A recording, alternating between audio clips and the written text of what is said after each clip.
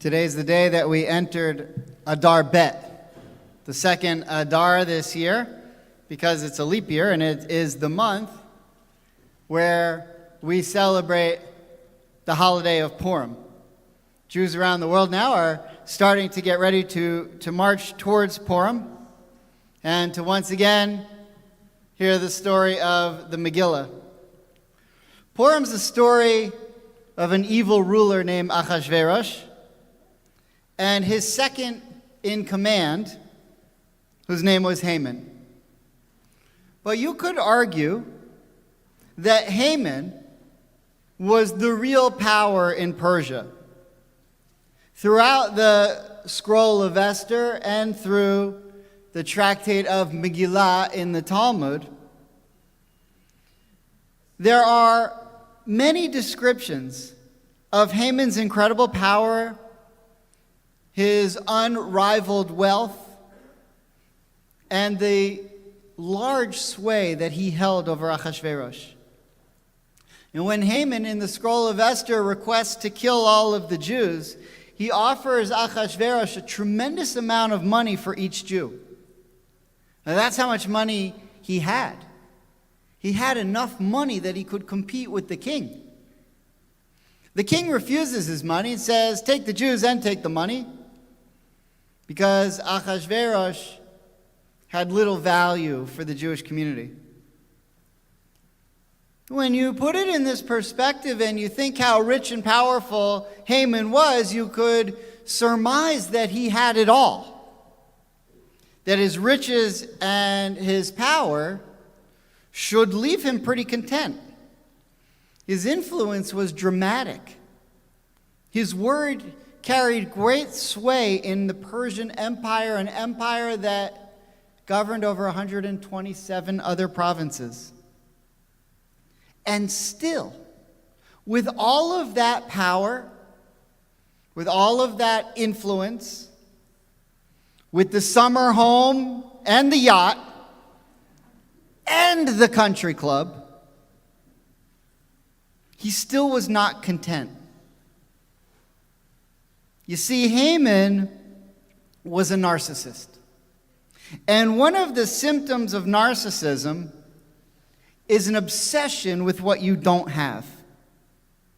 So even when it seems that you have everything you could possibly imagine, if there's one thing that you desire and you don't have it, then you'll go to all ends to get what you are lacking.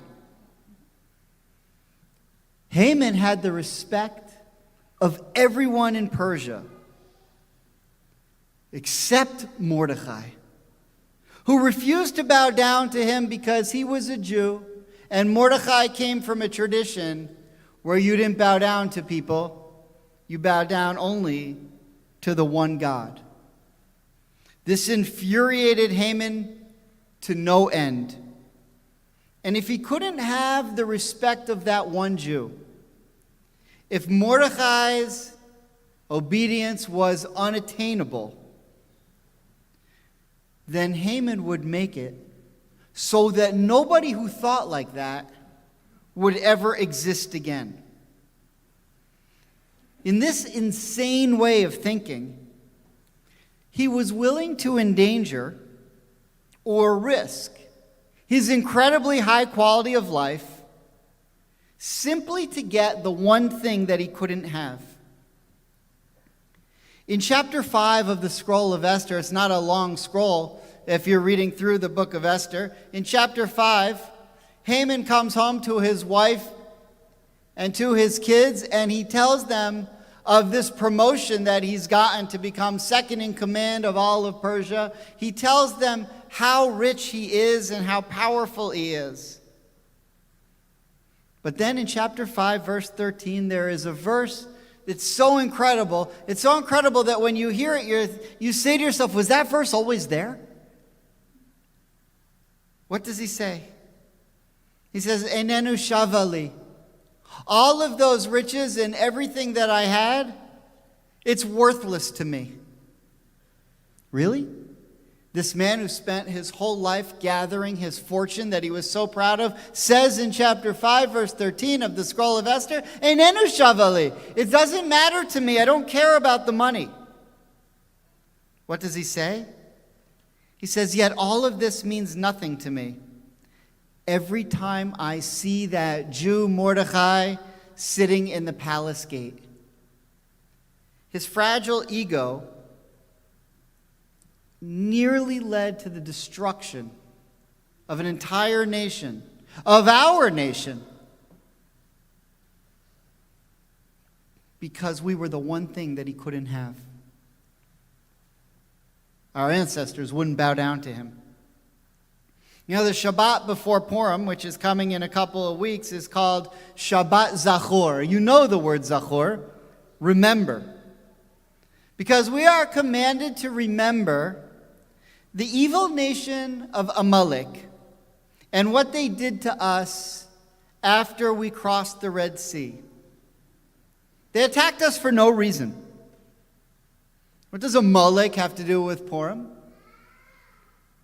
Haman was a descendant of this nation. Haman was a descendant of a king named Agag, the king of Amalek in the days of King Saul. Haman descended from the nation who seemingly, in the book of Exodus, hated the Jewish people for no reason.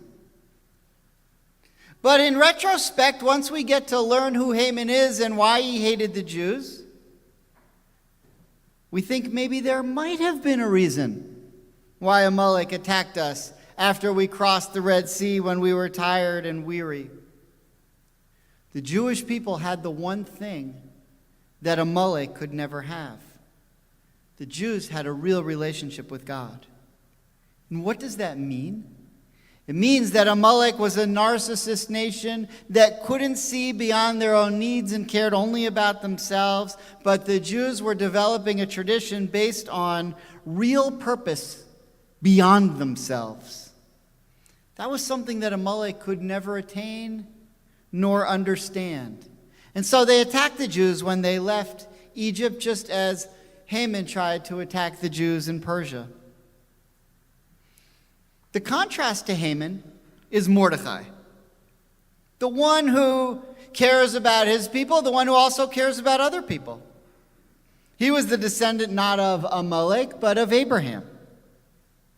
Abraham, the one who told God that he didn't care about his riches, that if he didn't have children of his own to share his kindness with, then he too had nothing. Haman's riches meant nothing to him so long as there was one person who did not respect him. He needed that. He craved it. And he couldn't find solitude in his power or his position. And he would risk all to achieve it. Abraham's riches meant nothing to him if he didn't have family to extend his kindness to. Haman's worldview was an obsessive, self-absorbed narcissism. Abraham lived to serve others. Why are we commanded in the Torah twice? First, to remember Amalek, and then to blot out the evil nation of Amalek still to this day. Why is that an eternal commandment? Why are 2 of the 613 commandments telling us that we need to seek out Amalek in this day and in every day and blot them out? How can we do that? How do you look at someone and say, your genetic makeup looks like you're from Amalek? They're hard to find. It's true that we can't find these people and know based on their genetic DNA that they match the seed of Amalek, that they come from the line of Agag and from Haman, but still we have this mitzvah, blot out the genetic descendants of the nation of Amalek. Perhaps the Torah is teaching us that yes, we know you will not find the genetic descendants of Amalek, but you might find their character type. You might look at someone and say, you look to me like Haman. And if we're looking for Haman's character type. If we're looking for someone who's extraordinarily wealthy and powerful, if we're looking for one of the most powerful men in the world today, who nevertheless is unsatisfied with what he has because there are some smaller things that he does not have.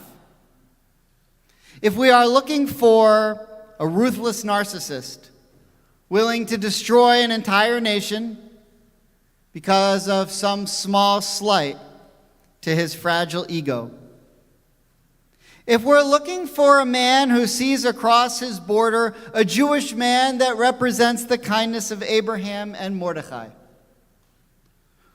well then today, we don't have to look too far.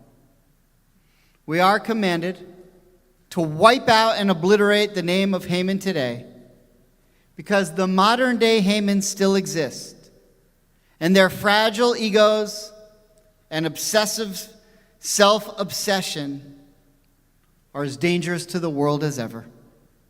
Zachor et asher asa lecha Amalek b'derech b'tzeitchem miMitzrayim. Remember what Amalek did to you on your journey after you left Egypt. Amen.